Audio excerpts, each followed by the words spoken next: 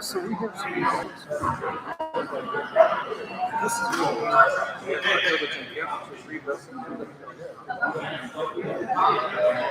there we go. Turn the mic on when you start. Yep.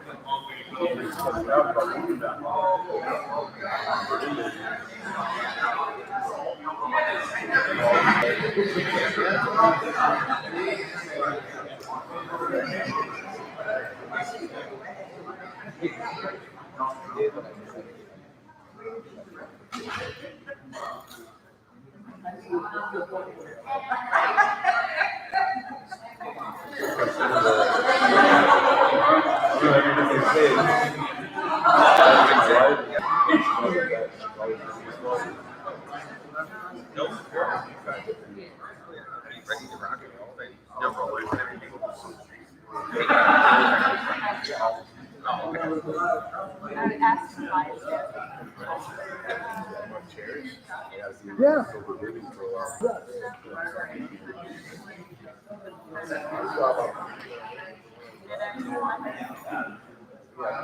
I'll be doing that myself, thank you.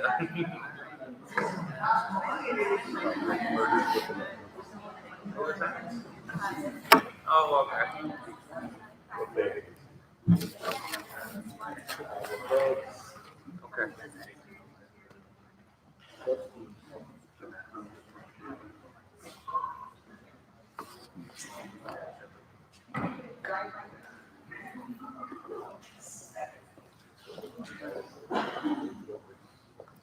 Good evening, everyone. Would you please stand and join in the serenity prayer? God, grant me the serenity to accept the things I cannot change, courage to change the things I can, and the wisdom to know the difference. My name is Bill. I'm an alcoholic, and I have my sobriety date is July 28th of 2009. And first, I want to welcome you to the Treasure Map meeting of Alcoholics Anonymous. This is an open speaker meeting of Alcoholics Anonymous. We're glad you're here, especially newcomers. In keeping with our singleness to purpose and our third tradition, it states that only requirement for AA membership is a desire to stop drinking. We ask that all who participate confine their discussions to their problems with alcohol. The AA preamble, reprinted with the permission of Grapevine Incorporated. Alcoholics Anonymous is a fellowship of men and women who share their experience, strength, hope with each other, and that they may solve their common problem and help others to recover from alcoholism. The only requirement for membership is a desire to stop drinking. There are no dues, fees for AA membership. We are self-supporting through our own contributions. AA is not aligned with any sect, denomination, politics, organization, or institution. Does not wish to engage in any controversy, neither endorses nor opposes any causes. Our primary purpose is to stay sober and help other alcoholics to achieve sobriety. We send a special welcome to anyone out of town. Would you please stand and introduce yourselves? No one from out of town? Okay. Is there anyone here for their first time to the Treasure Map meeting? Adam alcoholic. Hi, Adam. Okay, welcome for coming, Adam. And then we have Jim over here. Hi, Jim. Thanks, Jim. Welcome. Is there anybody here for the first meeting of Alcoholics Anonymous? No? Oh, terrific. Happy to have you all. Please feel free to use the Treasure Map meeting 12-step cards. You'll find them over here. They're a great way to give your contact information to new people and to invite other people to our group. All are welcome. Now, would you please welcome Ronnie to come up and read how it works.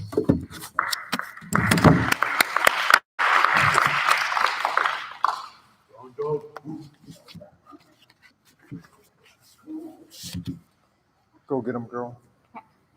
There you go. I'm Ronnie. I'm an addict. Hi, Ronnie. Rarely have we seen a person fail who has truly followed our path. Those who do not recover are people who cannot or will not completely give themselves to this simple program. usually men and women who are constitutionally incapable of being honest with themselves. They are such unfortunate. They are not at fault. They seem to have been born that way.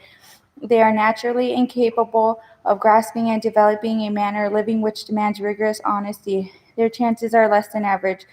There are those too who suffer from grave emotional and mental disorders, but many of them do recover if they have the capacity to be honest. Our stories disclose in a general way what we used to be like, what happened, and what we are like now. If you have decided you want what we have and are willing to go to any length to get it, then you are ready to take certain steps. At some of these we balked. We thought we could find an easier, softer way, but we could not. With all the earnestness at our command, we beg of you to be fearless and thorough from the very start.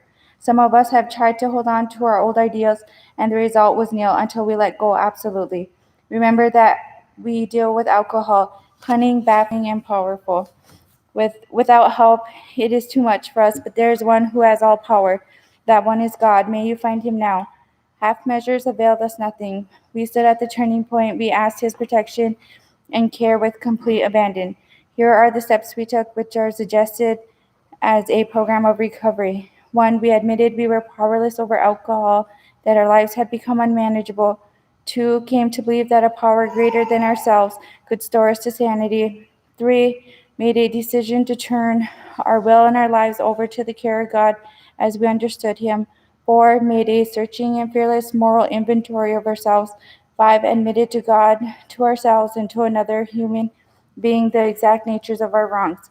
6. We're entirely ready to have God remove all these defects of character. 7. Humbly ask him to remove our shortcomings. 8. Made a list of all persons we had harmed and become willing to make amends to them all. 9. Made direct amends to such people wherever possible, except when to do so so would injure them or others. 10. Continued to take personal inventory, and when we were wrong, promptly admitted it. 11. Sought through prayer and meditation to improve our conscious contact with God as we understood him, praying for knowledge of his will for us and the power to carry that out. 7. Having a spiritual awakening as a result of these steps, we tried to carry this message to alcoholics and to practice these principles in all our affairs. Many of us exclaimed, "What an order! I can't go through with it." Do not be discouraged. No one among us has been able to maintain anything like personal adherence to these principles. We are not saints. The point is that we are willing to grow along spiritual lines. The principles we have set down are guides to progress. We claim spiritual progress rather than spiritual perfection. Our description of alcoholic, the chapter 2 of the agnostic, and our personal adventures before and after make clear 3 pertinent ideas. A. That we are alcoholic and could not manage our own lives. B. That probably no human power could have relieved our alcoholism. C. That God could and would if he were sought. Thanks, Ronnie. Thank you.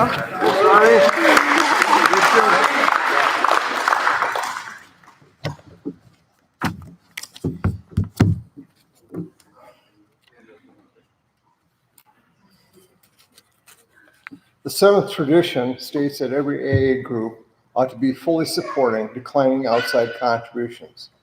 If you do not carry cash, online fulfillment of the seventh tradition is available.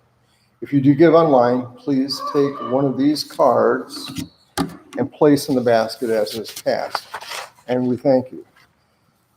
Now, would you please welcome Melisha in coming up and reading the 12 traditions. I know I spelled her name.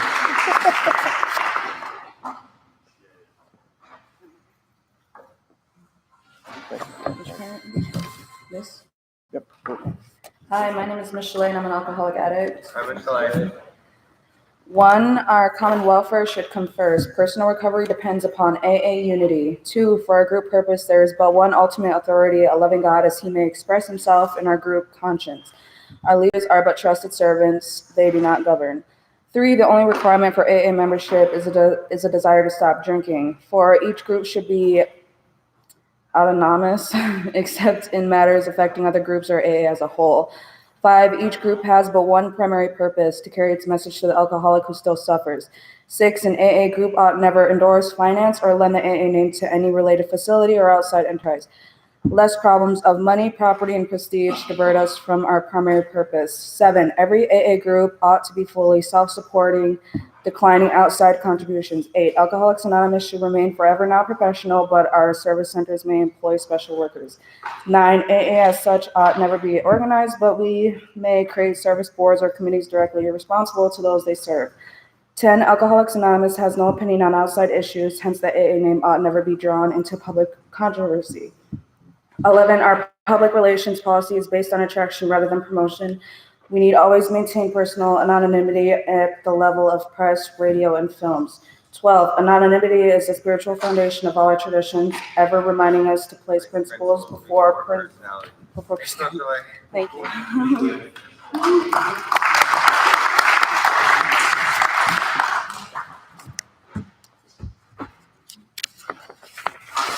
This is an open meeting of Alcoholics Anonymous. We're glad you are here, especially newcomers.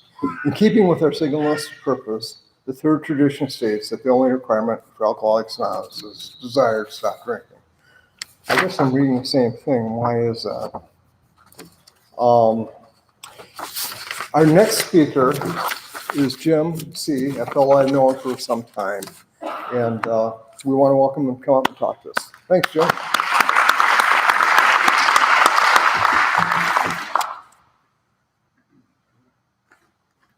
Oh my goodness, I was sitting up front. There's a lot of people here. Good group. My name is Jim. I'm an alcoholic. Hi, Jim. My sobriety date is August 2nd, 1979.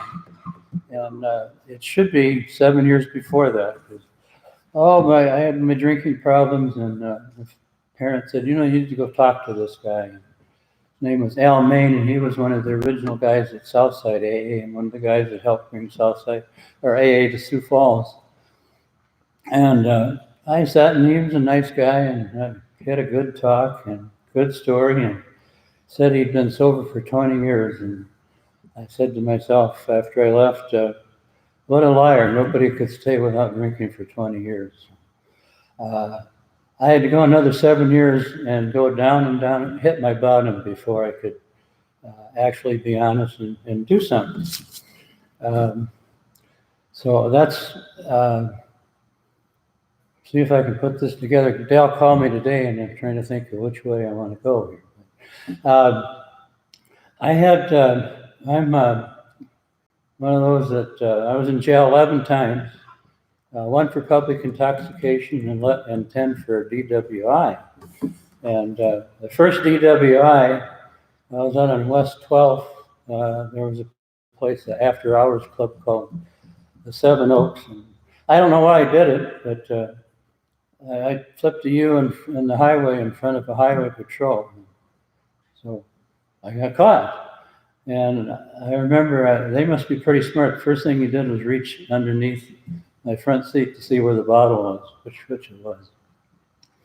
Another time I got stopped for DWI, and I told the cops, I said, you should be out catching the real criminals. And those things wouldn't make you think that you got a problem, but there's an issue there, but no, I didn't think I did. Another time, I was at the Bullpen Bar on Weber Avenue one night, and it was 10 below in January, and I come out, and the car wouldn't start. So you know what you do when your car won't start, you kick in the grill. No, that didn't work. So I come back and get it the next day, and the reason it didn't start was I ran out of gas. So anyway, so I'm driving this car, and then a week or so later, I'm on, I think it's about 27th and Cliff, and for some reason I must have passed out, and I went real slow up on the curb and nudged a tree, or a telephone pole. And anyway, here come the cops, and I got caught for DWI, and they wrote me up for having an accident too, because my grill was kicked in. So, wouldn't that be an indication that you have a problem? Well, I didn't think so. I had all those 10 DWIs, and what was going on is back then the Argus always printed your name in the paper, and like my attorney used to say, cheap news. Somebody was watching out for me a little bit. I think a couple times they put the wrong address in, and I think people still knew. One time, I think it was the wrong address a couple times, but I think people still knew. And, I had a friend that he was a pilot, and he gave flying lessons. He was always after me. He said, "I want to take flying lessons." One time he saw my name in the paper for DWI. He came in and he smiled and said, "Better start flying because I don't think you'll be driving the car." And I did take a couple flying lessons from him. That was kind of fun. I didn't proceed with that. But I still remember that. His big smile. You're not going to be driving. But when you have that many DWIs in a certain period of time, you could go to the pen, and they had me down at 4 in a certain time period, but they had it here in Sioux Falls, but they didn't have it in Pierce. So someone was watching out for me. I didn't get in trouble for that. So I had all these DWIs, 10 DWIs, but the point is, I should have had 1,000. One time I passed out on the intersection of, I think it was 8th and Prairie, and a cop woke me up, and of course it was one I knew. And he said, "Go home." Another time I was passed out on the corner of 28th and Minnesota, and a cop came by, woke me up, and this was like 2 in the morning. He's getting me out of the car, and somebody went by about 100 miles an hour. Could have been Dale, I don't know. Yeah, went by at 100 miles an hour, and the cop, he says, "There goes another damn drunk." And he got in his car and chased him, and I went home. So I said I should have had 1,000 of them. But, when I had all these difficulties, and actually in my mind I said, I knew I wasn't an alcoholic because an alcoholic can't drink again. So I called myself a drunk because a drunk sobers up and you're okay. So all that was part of my denial and not looking honestly at where I was at. My first drink, had a friend when I was like 16. The family lived in Renner, and it was up there. And his mother and dad really liked to drink. And his mother fixed me a mixed drink with a straw in it. I call that kind of my first drink. And I went to take a drink, and the straw poked me in the eye. I probably should have known by then alcohol wasn't good for me. But that's what I call my first drink. The last drink was, I'll talk about that a little bit later. But I was kind of at my bottom. And it was the parents got together and said, "You need to do something about this." And we've lined up a treatment center. And it was in Colorado in the mountains at Estes Park. I love the mountains, which they knew. And they said, "We want you to go out there." And I said, "Well, no, because I got to do this." And they said, "It's taken care of." I said, "Well, I can't afford it. We've talked to the insurance company that'll pay most of it." So they were kind of prepared and got me out there. I got out to this, there was called Harmony. It's in the mountains, and I love the mountains, like I said. The first few days and week, well, one other thing, I talked to the guy on the phone that was out there, and he said, "I'll meet you in the airport in Denver." And I said, "Well, I said, how are you going to know me?" And he said, "I'll know you." So I imagine he knew how bad I looked, which he did. Then he found me at the airport. We went to his car, and he opened the trunk and said, What do you want to drink?" And I didn't want him to think I had a problem, so I said, "No, thank you, nothing." Of course, what he wanted to do, he didn't want you to get the DT, so he was going to give you a drink there. But I said no, because I didn't want him to think that I had a problem. And here I am taking off and going to a treatment center. But it was a neat place. They had a swimming pool, and I did all the duties. One week I had to clean the pool, and one week I had to put the flag up, and one day I made omelets, or one week I made omelets for everybody. So here I am learning how to make omelets and putting up flags. I was there like maybe, I think, into the second week, and the fog kind of lifted. And you know what I said to myself? I said, this is what I've been looking for. I always felt like there was something different about me, and I felt I was alone, although I knew a lot of people.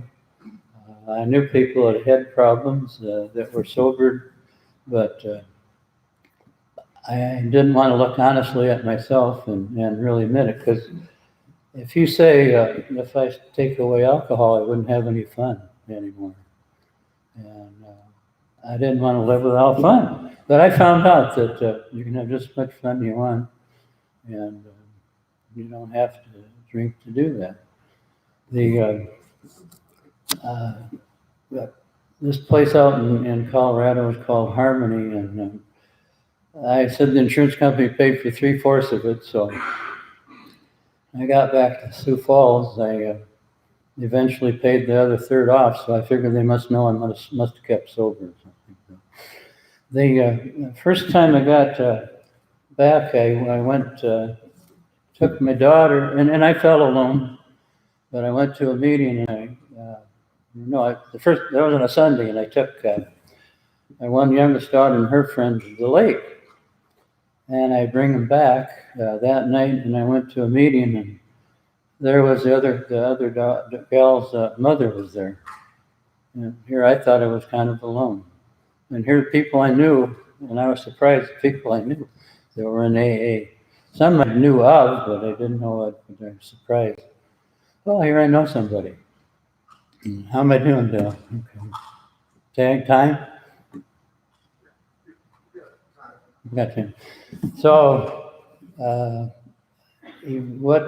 for me, AA, the fellowship is fellowship in the grace of God is what has kept me sober, and I just enjoy the people that I know, and I go to about 4 meetings a week, and I retired last year, so I got time to do it anyway. But I actually got to go to see who's there, I guess, and see what else I'm going to say.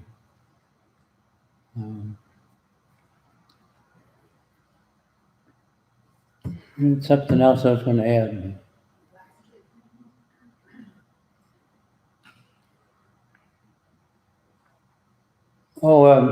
When I first sobered up, like I said, I hit my bottom, so I lost about everything you could. And I always said, when I saw people that had a problem, I said, well, I'm not that way. And I should have said, yet. I haven't lost that, and I should have said, yet. And I haven't lost that, and I haven't done that, and I should have said, yet, because it pretty much all happened to me. I sobered up, didn't have anything. I can remember the banker driving off with my car. And when I went to a meeting, one gal had a car. She said, well, they're going to give me $25 at the junk dealer for it, and you can have it for $25 if you can get it started. So me and another guy got it started, and went and put $25 worth of gas in it, so I had a $50 car. Just like that. So I felt pretty rich right away. Here I am. But that was, kind of starting back. I had to work my way back. I feel I've been successful since then, but if I hadn't sobered up, I wouldn't be here, because I had the start of cirrhosis of the liver. And I'm sure if I hadn't sobered up, I would have died. Or I would have had an accident, and car accident, and killed myself, or worse yet, killed somebody else. So drinking for me was pretty precarious. I was in a bar one time, a pretty small place, but I'm sitting in the corner, and the guy that owned it got mad at somebody that didn't pay his tab, so he pulled out his gun and shot him through the neck. And I'm sitting in the corner, and I was just ready to stand up, and the bullet went right over my head. I kind of think somebody was watching over me, so getting away from cirrhosis of liver, not having a serious accident, not getting shot. Many times, I wasn't too much of a blackout, but sometimes they were, it did happen. And I don't know what would have happened then. So somebody was watching over me. So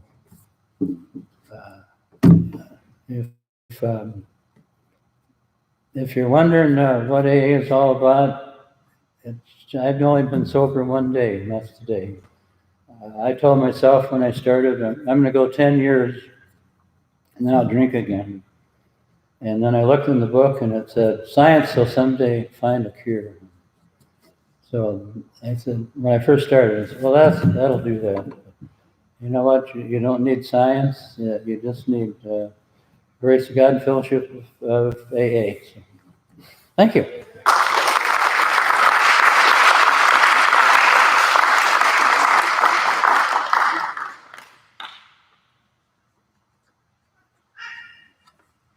Thank you, Jim. I appreciate it. And now we'll take a 15-minute break. For smokers, you can go outside. There's a bucket out there for your cigarette butts. See you back here in 15. Thank you.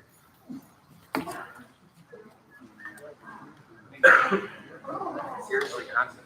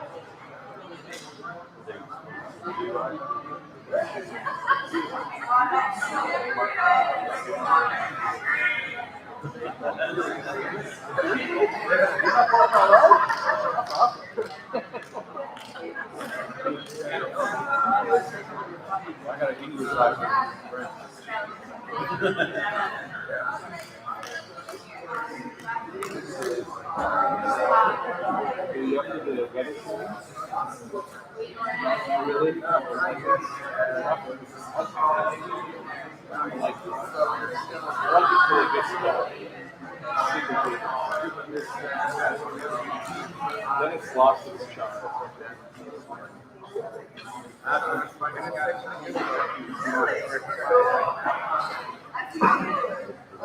I do enjoy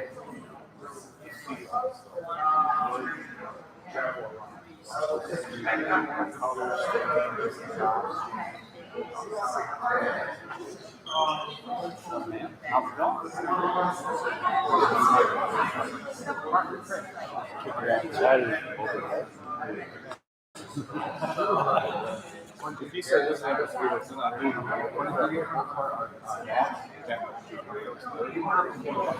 That's my brother teaches in school. Oh wow! Got some coffee.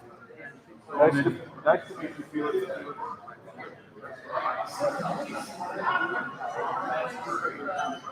Yeah.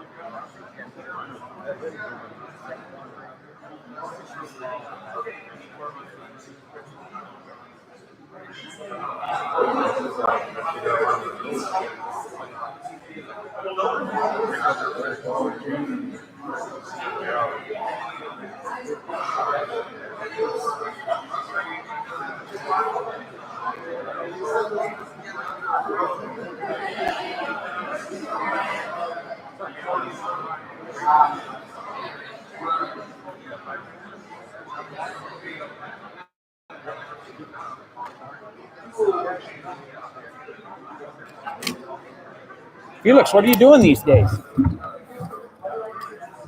What are you doing these days? Oh, a lot of work. You've been sober a long time now, haven't you? Yeah, we're on still 14 months. Perfect. Hey, works out, right? Hanging in there, yeah. Keep going. I enjoy seeing you here. I remember when we both were. I remember when your book fell in the water, Remember that? and she said, "His book fell in the water," and he pulled it out. I was like, "Oh shit!" I was like, "Oh, Felix is gonna get in trouble." I just went and had lunch with Nancy and Pastor Al the other day. Oh, really? Yeah, she's a hoot to hang out with, man. She's wild and crazy. I've seen Nancy a few times. When Have I was working at the car wash, she came through. Yeah.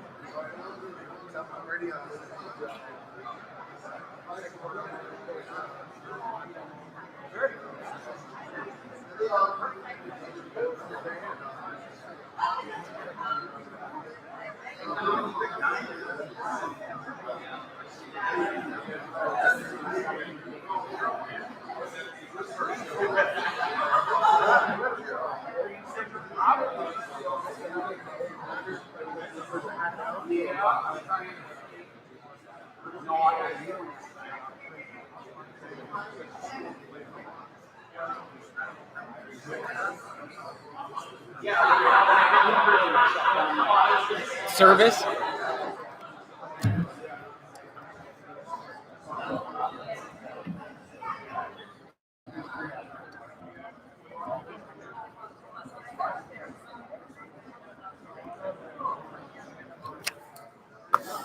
Yeah, I ended up. I don't know if you remember.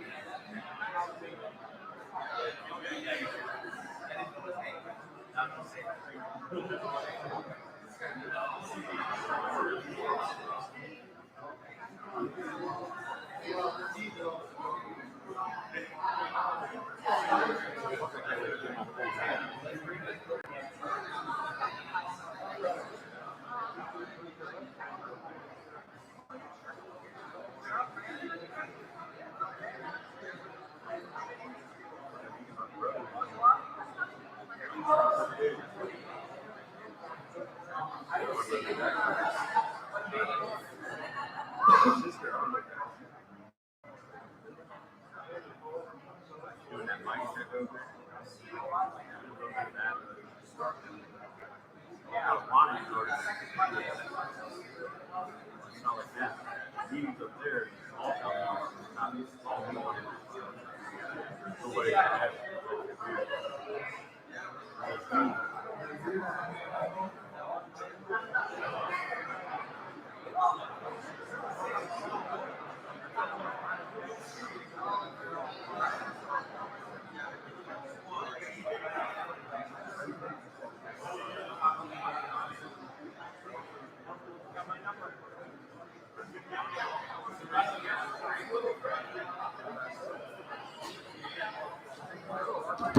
We're going to get started in just a minute. If we could have a seat, please.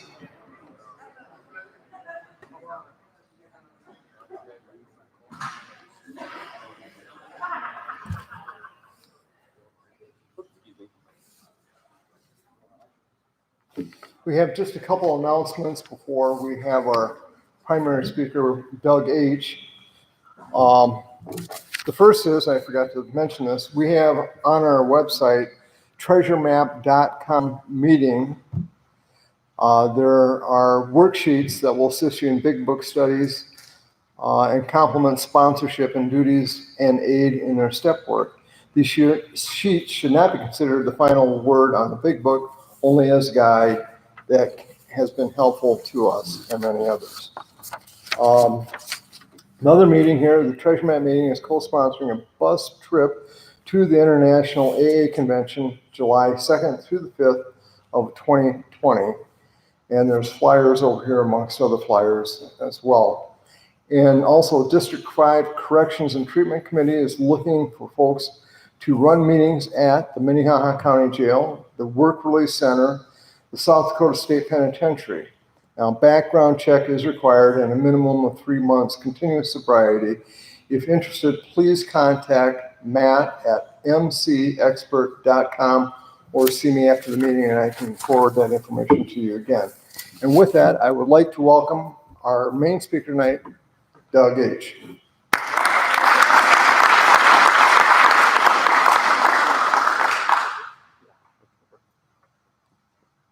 Hi everyone, my name is Doug. I'm an alcoholic. Hi, Doug.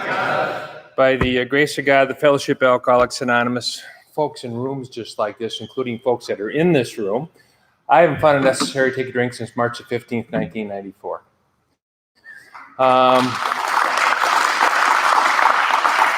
That wasn't a stellar day in my life.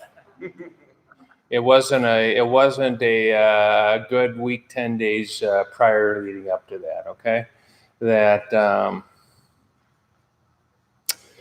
I always said I couldn't be an alcoholic, and I knew what alcoholics were about because I had alcoholism in my family and saw folks like you in and out of my parents' home. But it just wasn't going to be me, and I didn't even think about it. But that March of 1994, I had my best friend was getting married. I'd been the best man at his wedding, and I told my wife that I was going to, he wanted to have a bachelor party in Las Vegas. So I arranged for a group of about a dozen guys to go to Las Vegas. I told her, don't worry about it. I'd collect the cash, put charge to everything on the credit cards, and I'll bring you the cash home. Yeah, thank you. So I came home without the cash, of course.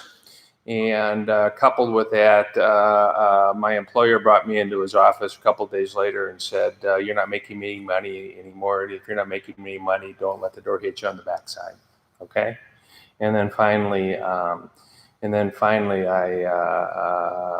was a pathetic example of a best man at that guy's wedding. Okay. And I get into this treatment center and I get into an argument with my wife, and the argument that I'm going to have with her is the fact that the only thing she cared about were her frequent flyer miles when she was trying to figure out a way to pay for it, because I wasn't welcome back. Insurance wasn't going to cover it, and I wasn't welcome back into the house. And she dropped me off at that treatment center, and she told me I wasn't welcome back into her home unless I made some changes. And that guy that I'd been the best man at his wedding 3 days before, he was driving the car as opposed to being on a honeymoon. He said, "You're out of my life too," And the only thing I can tell you, because don't have enough time tonight, is to let you know that I got that job back by doing what I was taught to do. And a few years later, when I resigned from that company, they asked me what they could do to get me to stay. Okay.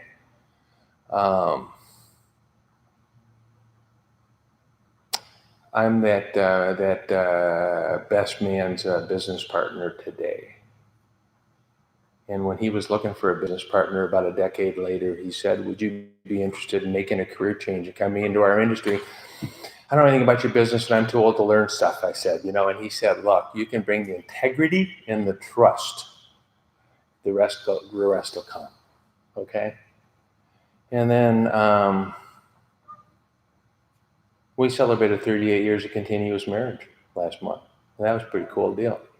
I had a different plan when Mike, you invited me all those months ago to come here and speak tonight, and we were struggling to get a date. And my plan was to sit here and spend the week working in South Dakota. I'm out here every couple months anyhow.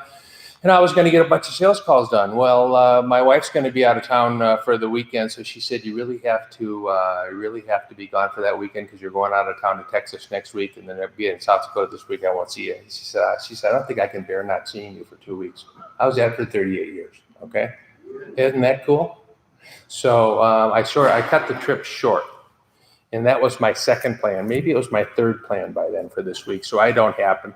And all I can tell you is that at 9:00 this morning, sitting in the dentist's office in Minneapolis for something that wasn't planned at 6:00 last night, with them saying we need to schedule something with the periodontist and the oral surgeon and everything else, I'm going, I'm laughing. I'm absolutely laughing. And the guy said, "Why can you be laughing about this? Because you're already, the dentist." And I said, "I just got to call a friend of mine." So I had to call a friend of mine. And speaking of Arizona, it was Mike F. And my friend in Prescott. And I said, I've been laughing about your sorry butt all morning today." And he said, "Why is that?" And I said, "Because I'm in the dentist's office. They're talking about the root canal and everything else they want to have done to me over the next few days. And all I can think about, it's the way it's supposed to be." And Mike's mantra was that he got from his sponsor was, "Your life is in divine order, unfolding into goodness." Okay, so I'm sitting there laughing in the dentist's office about him today. So anyhow, that's sort of how it is. So I'm very grateful to be here, and thanks for having me here today. So I'm going to run out of time, so I'll start talking about stuff, okay? I had my first drink when I was in grade school. So I had mentioned I had a family member, and that would have been sober. So there was this particular brand of booze that was always in my parents' liquor cabinet. Was gone. And if I wanted that first drink that I had, I paid somebody to break into his father's liquor cabinet and steal me a particular brand of booze. He stole me the wrong brand of booze. I'm just going to tell you what kind of a person I was then, and I still am today. I had a terrible temper tantrum. I got loud, aggressive, a little bit physical, and told him he had to break into his liquor cabinet and steal me what the heck I paid for crying out loud. And he did. I wanted that particular brand because it was around the house, been gone. Turns out that my mother started a journey in recovery the year I started, the year that I had my first drink. So we weren't clearly a very close family. Even in my adult life, she lived about 5 minutes from me, and I saw her 3 times a year, Christmas and Thanksgiving and sometime in the September timeframe when all the anniversaries and birthdays are around the house because I was on my journey and I'm not. And I am going to run out of time tonight, so I want to talk about one other thing. And I'll tell you, that the guy that stole me that first brand of booze, 2 years ago, I had the privilege of being a pallbearer in that man's funeral. He died of liver failure. And he was probably the closest person I ever was to in my life, other than the guy that I work with today, of the guys in my life growing up, and we were like family. In these last 25 years, we hadn't been that close.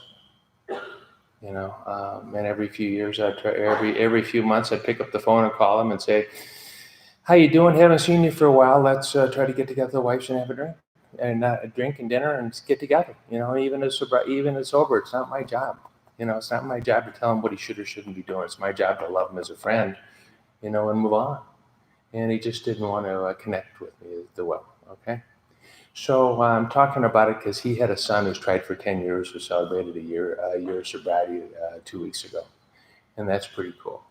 That was pretty cool to see. And what made me think about it was when I was throwing the stuff in the bag to come down here, I wanted to recognize, to remind myself that this isn't about me. This is about my journey and my experience in the journey and recovery of Alcoholics Anonymous.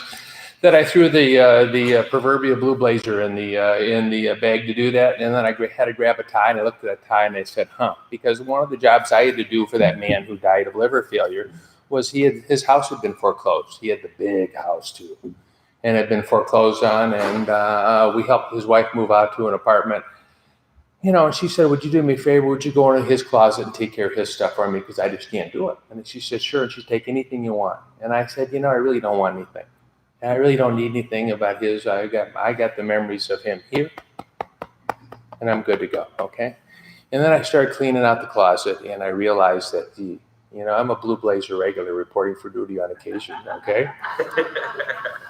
This is one of his ties. So I came back to her about an hour later and said, do you mind if I change my mind and take a tie or two?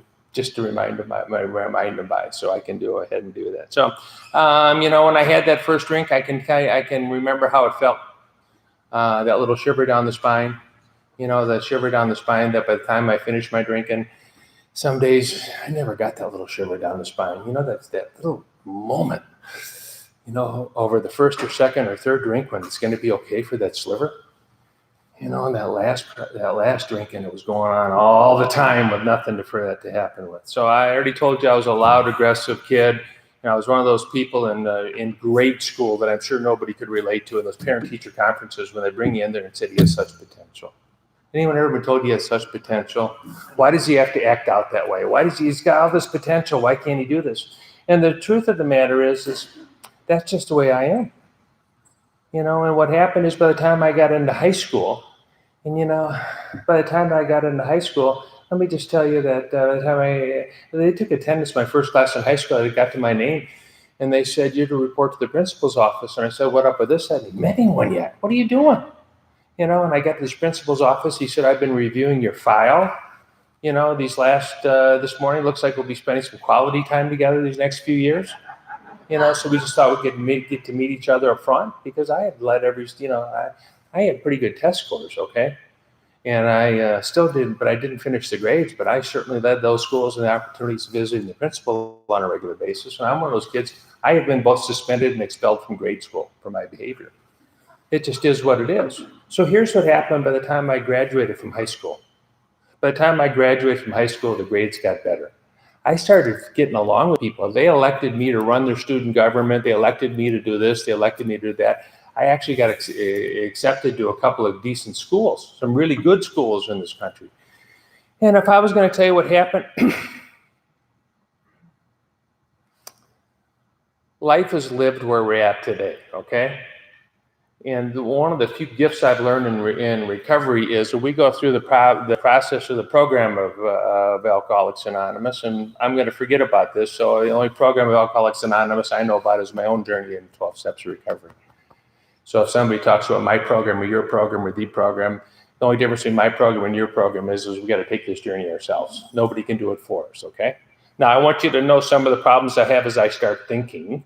So I need some people to have some help to tell me, my friends to be able to tell me, I might be looking at this thing a little wrong, perhaps, but I got to take this journey myself. But we live today. But when I go through this program, we get a chance to go through the inventory process. We get to look at what works and not work in our life and why. We get the chance to look back, okay? And here's what I learned in recovery from looking back. That I drank on a daily basis my senior year in high school.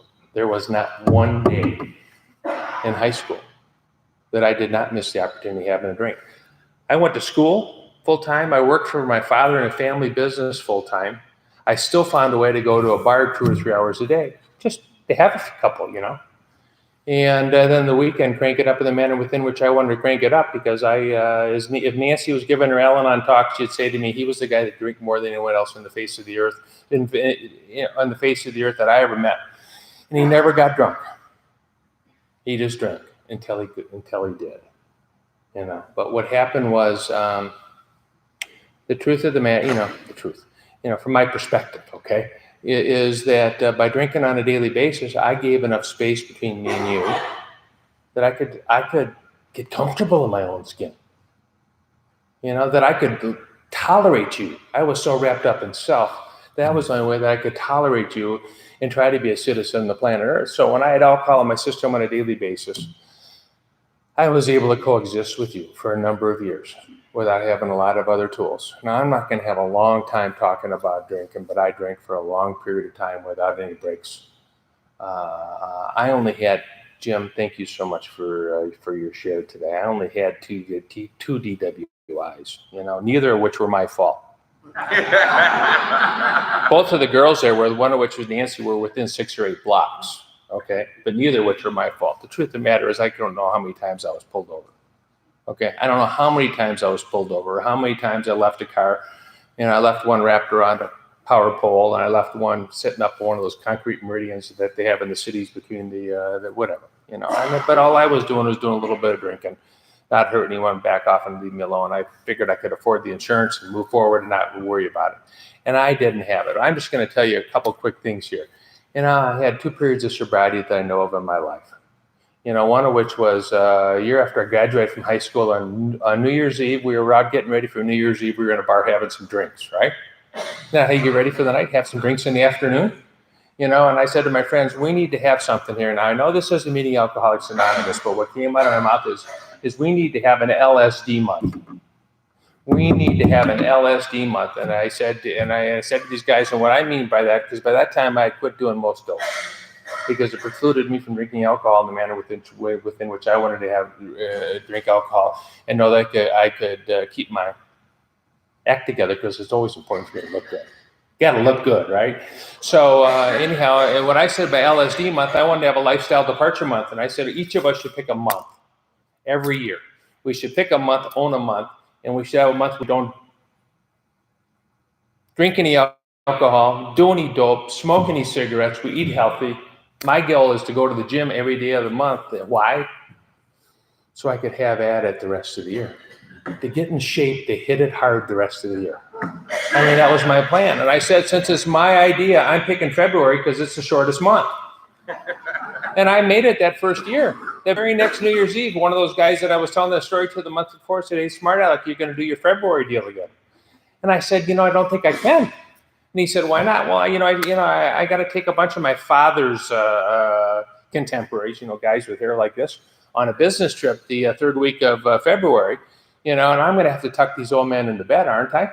Aren't I going to have to show them who the adult was in the room? And then there's this Valentine's Day deal. I'm starting to date this, Nancy, and we're going to have to do Valentine's. Guy has to have champagne for Valentine's Day, doesn't he? In fact, I hated champagne. But I had to use it rationally. So I said, let me get back to you. Okay? Let me get back to you. Well, I never got back to you. I made it that month, that first year. Never went back again. Of course we didn't, okay? Of course we didn't go back. That's not what we do. We move forward. The only other period of sobriety that I had was a couple of years.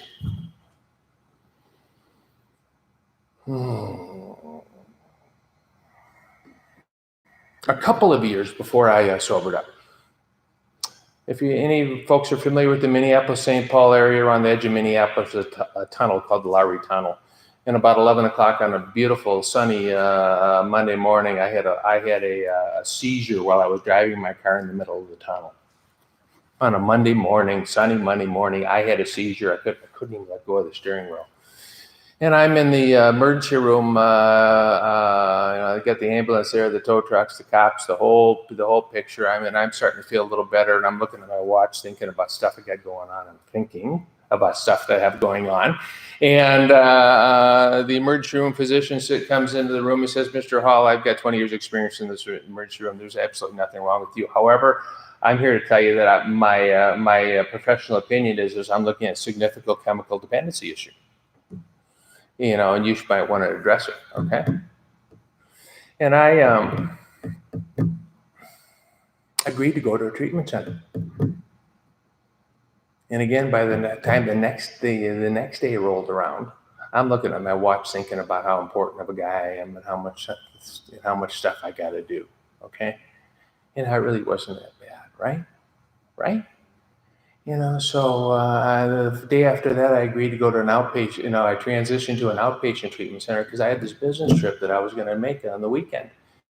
And I'm in another city with a friend of mine that I'm getting caught up with who lives in another state. I'm telling him a story about what had happened to me on Monday. As we're walking down to hop into a restaurant to have dinner and get caught up, what friends should do, right? As I'm telling the story, we're sitting down at the table, and before the person who sat us down at the table left the table, I literally reached over, grabbed the arm, pulled him towards me, ordered a drink. My friend said to me, "What's the matter with you? What are you doing?" And I said, "What?" And he said, "You just got done telling me 6 days ago you almost killed yourself, and now you're ordering a drink. What's wrong with you?" And I said something else that I'm sure nobody in this room's ever uttered out of their mouth. The first thing out of my mouth, without hesitation, when he said, "What's the matter with you?" I put my hand up and I said, "You don't understand. You don't understand." And I went on this 20 or 30-minute rant how it all had to do with the cocaine. And it never dawned on me for a number of years afterwards. I had never just ingested cocaine in any way, shape, or form without having alcohol before, during, and afterwards. It's just my gift. I'm not telling anyone else, but it's just my gift. So I kind of told you what towards the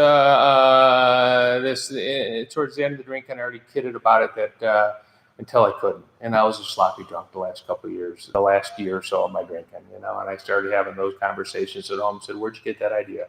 We didn't talk about that last night. What's that going on?" And I started having those nights when 2 drinks, I'd be a sloppy drunk. And then I had those worst nights, like it was my last round of drinking, where I was the best man at that guy's wedding, where I could drink all day long and not get that moment of peace and quiet, that little shiver down the spine that said, "Oh, it's gonna be okay today." It's just the way that it was. So I'm in this treatment center, and I'm in the back of the room, not engaged, just like I was for the first few months of getting out of that treatment center. They told me I'd find my answers in meetings to Alcoholics Anonymous, right? So, but I'm always going to be grateful to that treatment center, okay, for a couple of things. It wasn't you folks who came in and out of the place trying to carry the message. I don't remember any of you, okay? Any one of you, but I can remember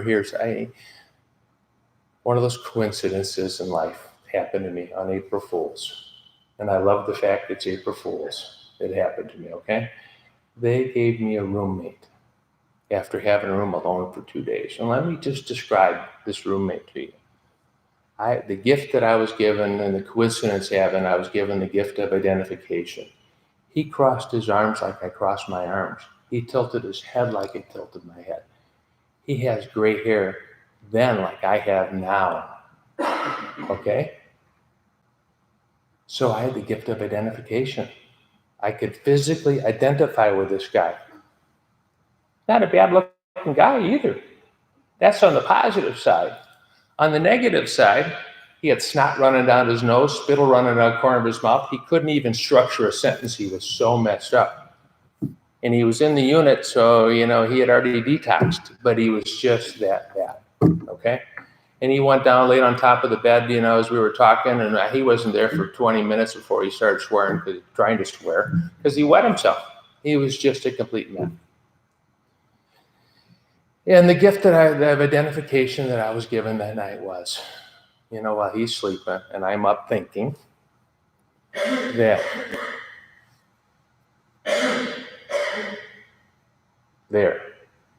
that's my vision. That was my vision for you, which was a vision for Doug at the time.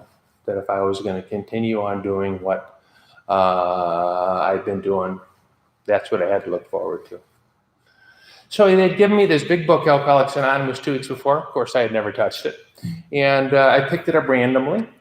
And even though I think I'm a pretty bright guy still, it's the only thing that I can claim to quote out of the big book, Alcoholics Anonymous, is the sentence that I hit on by accident that night. And that's at the very end of our 3rd step in our big book, Alcoholics Anonymous, on page 64. And the sentence is very simple. It says, "Our liquor is but a symptom." Our liquor is but a symptom. Now, what the heck does that mean? I don't know, but it made me stop and shake and scratch my head enough that I went, And I looked at the book backwards from there. So I read the book forward from there. And by the time that dawn came around, I think I had taken the first 3 steps of recovery in my life. That first step, admitted we were powerless over alcohol, that our lives had become unmanageable, to me was a real simple question I needed to ask myself that night. Hey, Doug, how have the choices been working out and how you've been living, how to manage your life? Okay? How your choices been working out, how you've been managed to live your life, okay? Let's see here. Don't have the job, don't have the friends, don't have a home. Maybe I could perhaps, think about that for a little bit. And then that second step came to believe that a power in ourselves could restore us to sanity. For me, that night was a real simple question. I think it's still been a simple question. I'm not going to get into any of the other stuff that people get hung up on the stuff with in the rooms we see with newcomers too often. It's a real simple question for me. Hey, Doug, you think somebody else has been able to make better choices on how to live their life and the choices you've been making, how to make this mess of your life? You think anyone on the face of the earth has been able to make better choices? And if so, the third one, made a decision to turn our will and our lives over to the care of God as we understood Him. Still a tough one for me, because here's what happens. I start thinking. Okay? So I need to make a commitment to this. And what this step means to me, make the decision, is I need to make the decision to make this my priority, my commitment. I literally built my business trip today, 25 years later, around a commitment that Mike was kind enough to invite me to come speak to your meeting tonight, okay? But it kept me engaged in the process. And part of the thing I've done all my life, in the last 25 years, which I'll touch on in an inelegant way because I'm struggling tonight, is I live my life by managing my calendar. And I put these things on my calendar and I move forward. That's all I do. And to be able to do it. So I need to do this on a daily basis. I need to make this commitment to myself on a daily basis. Am I going to be respectful of my disease? Am I going to be teachable? Am I going to do what the heck they tell me to do in the morning when I have to meet that counselor? Does that mean I got to stay in the unit, longer? Do I got to go to this halfway house? The job that I don't have, I got to get to do whatever it is. I was willing to do it. The willingness to be teachable and to make this a priority in my life was there. That hadn't been there the night before. Don't know why. Still don't know why. Didn't walk in the room saying, raise my hand, do this. But it's happened over time. Okay, that I did it, and I've been willing to commit to that ever since then. So they told me I'd find my answers in meeting Alcoholics Anonymous, okay? So get a sponsor, read the book, and I didn't, like you, I didn't like the time, I didn't like the place because I was out and I started thinking, okay? And I really have a problem with thinking because my thinking is not normal. Okay, my thinking is not normal, even after 25 years of sobriety. I'll just give you one example, okay? A couple of years ago, anyone here ever heard of the disease of vertigo? So I have this vertigo thing that happens to me on occasion, okay? And if you don't know what vertigo is, I can tell you what it feels like when it's in full bloom, okay? The first or second or third time you ever went drinking and you drank too much and the room started spinning around on you, and somebody said, put your foot on the ground, try to make the room stop spinning, whatever. That's what vertigo feels like, okay? So I had this vertigo going on just 2 years ago, and the last time it had come back badly. Go to the physical therapy thing. They do some physical therapy stuff on me. They get this stuff back in place, and basically it's an inner ear imbalance. And they said, whatever you do, we'd like you to sleep sitting up for the next 3 nights. If you can't sleep sitting up for the next 3 nights, whatever you do, don't lay on your right ear. Don't lay on your right ear. Whatever you do, if you roll over, whatever you do, don't lay on your right ear. So I went home, told my wife what was going on with me and that I had the physical therapy, and that was the rule. She said, would you like some help with that? There's my, that's what 25 years of Al-Anon sounds like. Would you like some help with that? And I said, sure, I would. So 3 o'clock in the morning, she's waking me up. I'm like this, okay? I'm like this. She's waking me up. She said, Doug, get up. Get up. You're sleeping on your right side. Your right ear's on the pillow. Get up. And I'm like this, and I said, no, I'm not. That's just the way my brain fires. Okay, I'm just willing to, and it was the way that I've lived all my life, is willing to deflect, willing to just not take ownership of it, to move away, to make it your fault. Get it off me, give me enough space that I can live comfortably in my own space. Just don't bother me, okay? And that's what the beauty of our recovery is all about. It gives me a little space. I don't have to do that as often anymore. And when I do it, I can end up owning it real quick, when those things happen. So I've learned my lessons in recovery through the program, taking these actions in my life, okay? And since I can look backwards on it, I can tell you, I don't know how many times I've taken inventory. If I added it up, maybe 10 or 12 times. And in most cases, I've done it with a group of men. If you get a homework assignment when somebody says you're supposed to talk about your sex conduct inventory, and then behind a closed door of 6 or 8 or 10 or 12 guys, start bringing your homework assignment to it, we're going to get honest with each other. We're going to have the conversation. And I can tell you that looking back at it, that,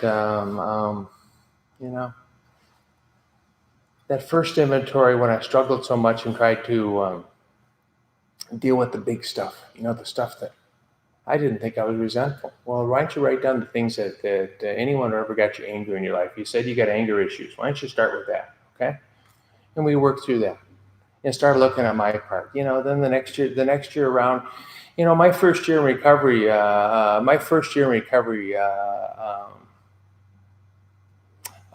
had gotten the sponsor guy by accident. He was a businessman in St. Paul, and he said, we did a business deal about 20 years ago. You may not remember me, but I hear you're trying to get sober. Why don't I come over and buy you breakfast with coffee? And he did that 2 or 3 times. About the third time, I asked him what the sponsorship thing was, and he allowed me the privilege of not putting me in the box that I had to beg him to be my sponsor. He asked me to be the sponsor, and we agreed to do this thing. And he told me, what the rules that he'd like to have getting done.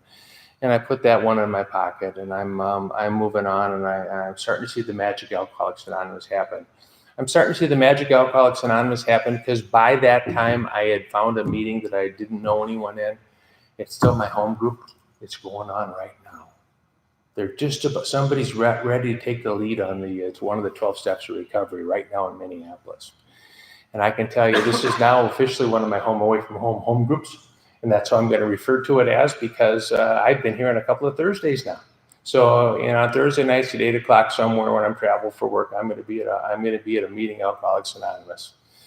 But what the magic is, I heard those Alcoholics Anonymous is you getting back together with your wife. You decided you're going to go to a treatment to get because you needed some more help. You getting a new job or moving to South Dakota when you said you never moved north ever again. Whatever the case may be. What we're doing. We're moving on, living life on life's terms. And the folks that are making plans and moving on and working it, there's a couple things that they have in common. They're the ones that are smiling. They're the ones that are having fun. They're the ones that are greeting at the door or making the coffee or, putting their hands out to you afterwards, thanking you for showing up. They're the ones that are doing the deal, okay? The other thing that I learned that first year is, and I wouldn't do this to you in public, because I wouldn't want to embarrass anyone, but if I went up to you quietly, and asked one of those people, you tell me about your program, what step you on today? They're going to be able to give me an answer where they're at in their journey, because this journey is not linear, and it changes, okay? It just absolutely changes all the time, from where we're at. So that first year, I had somebody told me how his life had changed dramatically when he finished working after he got out of the treatment center 10 years before that, when he worked the rest of the steps in his life. I heard him talk about that from the rooms. Didn't tell me that. He shared his experience that way. Okay, and since we're a step meeting, we have a clipboard that goes around. That clipboard ended up in front of our table, and on our table, as opposed to being put away, because somebody had to cross their name off of it. The step that they were signed up for. And it was the 8th step, and it was due in a couple weeks. And so it ended up on me, and I'm remembering this guy talking about his life change when he did this work. I took it upon myself to write my name on that. Now, when I wrote the 8-step list of Alcoholics Anonymous, I can give you the date, the time, and the place. I still think it's the most spiritual action I've ever taken. I still think it was the most spiritual day I've ever had in my life. And I still think that that's the day that I became a member of Alcoholics Anonymous. Not when I talked about it the next week, the day I wrote the list. I think I was willing to have that conversation with each and every one. And I think I was willing to be teachable how to do it. Okay? Now, in the meantime, I had that list with me, and I was out of town in another city with my wife before cell phones, because the phone in the hotel room rang, and it was a friend of mine calling up to say about the dinner plans when they were going to pick us up. And my wife walked out of the room, and she had this in her hands. She said, I reached in your briefcase to get a piece of paper, and I pulled this out. And she said, I'm really sorry that I grabbed this 8-step list of yours. I could have snuck it back into the briefcase, but, we're trying to live this principled life. Just want to let you know that I'm sorry. I was out of line, even though it was unintentional. What can I do from this point forward to make it right? That's what she said. What I heard was, you got the list done. When are we going to have the talk? When are we going to have the talk? So I just want you to know that that was the first time that I called that sponsor, not at 6 o'clock on Wednesdays, to say I'm checking in and things are fine. Hey, sponsor, it's Doug. I'm calling to check in. Things are fine. No need to call me back. Things are fine. I called them on a 7 o'clock on a Friday night, and I did what the real magic is. You have the pamphlets, literature pamphlets, questions and answers, and sponsorship hidden in the back of that pamphlet. The front side was the definition where two alcoholics meeting is equal as one will share his experience with another, right? And inside, the real hard thing was, the hard thing for a sponsor to do is not take that man's inventory unless asked. That's the exact verbiage, I believe.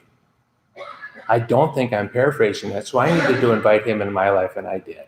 And I invited him in my life for the first time for some help that night. And I'm just here to tell you that 25 years later, I still haven't had the talk with my wife, okay? Because he asked me, why don't I try to make the changes in my life, okay? Why don't I try to fundamentally make the changes that I wanted to make, and I'm talking about making, to be able to do that? Why don't I make the changes why every name on that first page were female names, that I can't have a conversation with her without doing some damage or do it? I could try to do it because I'm a pretty good communicator. Try to pull it off. Why don't you try to make the change? Because to amend is to change, isn't it? And to have a journey is to be in a different spot. But I made some fundamental changes starting that night. A day hasn't gone by when I haven't had the privilege of telling her I love her. Some days I can actually ask my wife, what can I do to be of service for you today? Some days, not more than that, okay? Some days I can pull that one off, okay? And then to be able to move forward. We have this extraordinary love affair that wouldn't have happened if we didn't change, but I didn't know that. I didn't realize that I changed that month until I did that inventory process again the following year and looked at my sex conduct and my behavior, okay? I think it was probably 7 or 8 years sober before I could look at my real fundamental ways, for fears, okay? Maybe, and then I had to come back and did that more. I really think that some of the biggest growth opportunities I've had in my, people say you're really growing. So you hear speakers all the time say 6 years, 8 years, 10 years. I'm a slow learner inside the rooms because mine's been 20 and 25 years, okay? It's really been 20 and 25 years. I'm doing inventory with a group of guys because they want me to, and I don't know how to teach, I know how to do. So we do this work together. I'm 20 years sober, and I got a plan, and I'm sitting there, I have a very close relationship with my sponsor. And so we're on the couch watching something sports-related on TV, and I'm finishing up inventory stuff, and I had done a 5th step with somebody else that I go around to get somebody else's perspective. I've tried to always do that to get other people's input, so my thinker doesn't get worked up, okay? And I told him I had something that dawned on me tonight that never dawned on me before with 20 years of sobriety. He said, what's that? And I said, there are a couple names that have been on every 8-step list. And some of the examples are similar. But I got a plan. And here's my plan for having the men's conversation. I told him what the plan was. He said, sounds pretty good. Sounds like a plan. 20, 30 minutes later, 40 minutes later, we changed the channels a couple of times, talked about something else, talked about a business, an AA trip we we're going to take together, a couple other things. He said, you know that a men's conversation we're having a list, and you're writing your 8-step list we had a while ago? I said, yeah. He said, where are you at on forgiveness? You know what it's like to be 20 years sobriety and being a big deal in Alcoholics Anonymous and getting hit on the back of the head with a baseball bat? Just, oh my God. It was 20 years sober before I realized that I didn't have the power to forgive.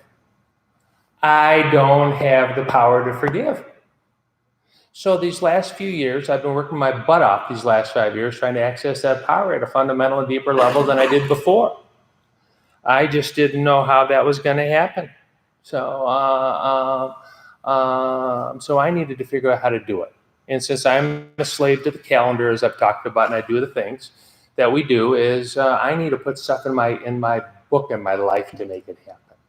So I throw stuff on the calendar. I joined a couple of different spiritual groups. And the reason why I did it is because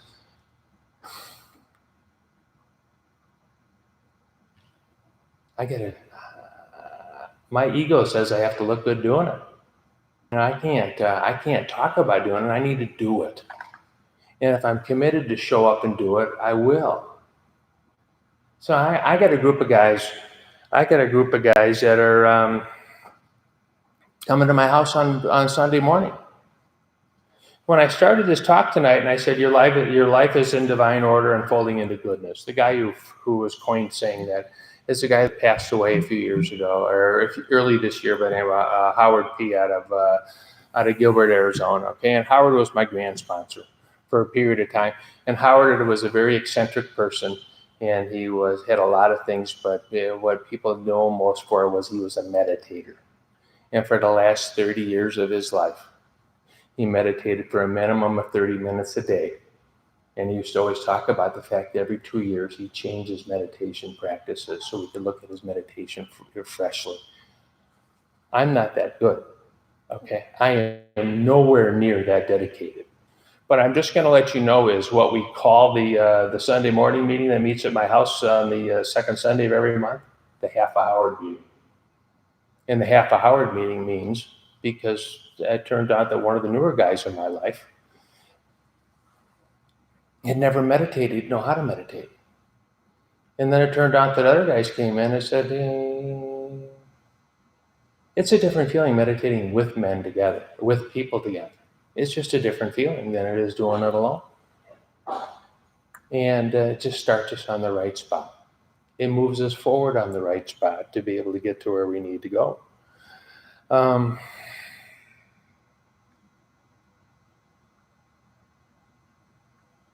I've been real stale this year in Alcoholics Anonymous. I had one of those sponsor-sponsee meetings just last month for the first time in a year, maybe 2 years, where the sponsor called me up and said, we need to get together. I need to see you, and I'd like you to come here at this time. And he said, I want to chat with you about you saying that you're stale and don't feel it in Alcoholics Anonymous. We all run through these ebbs and flows where we're full of it and then we're not. He said, I just want you to be aware of it, cognizant that, it's okay. You're a good member of Alcoholics Anonymous. You're a good guy, keep on doing what you're doing. I don't want you to change anything up. Okay. And I want you, I don't want you to change anything up. I don't want to make any suggestions. I talked a little bit tonight about coincidences. Okay. And the real coincidence is that's happened in the last 3 weeks, are all the new guys that have called me and thrown their lives. Because the universe is dialing up the thing for me because I'm engaged in the process. I took a man to a meeting at Alcoholics Anonymous for the first time in his life who's in his late 50s, 3 weeks ago. And then I've picked up a couple of new guys in my life, new guys from hanging out in sober houses that have come to me and said I need to do this. And then my home group decided that I needed to be responsible for arranging the jail schedule once again, because I needed to have the example. Since I always brag I'm the only guy in the room, including now those guys who have more sobriety than I do, that I'm the only one that's done all the jobs. That it was time for me to start acting like an elder statesman, not a bleeding deacon, and start all over again. So I get to make the jail calls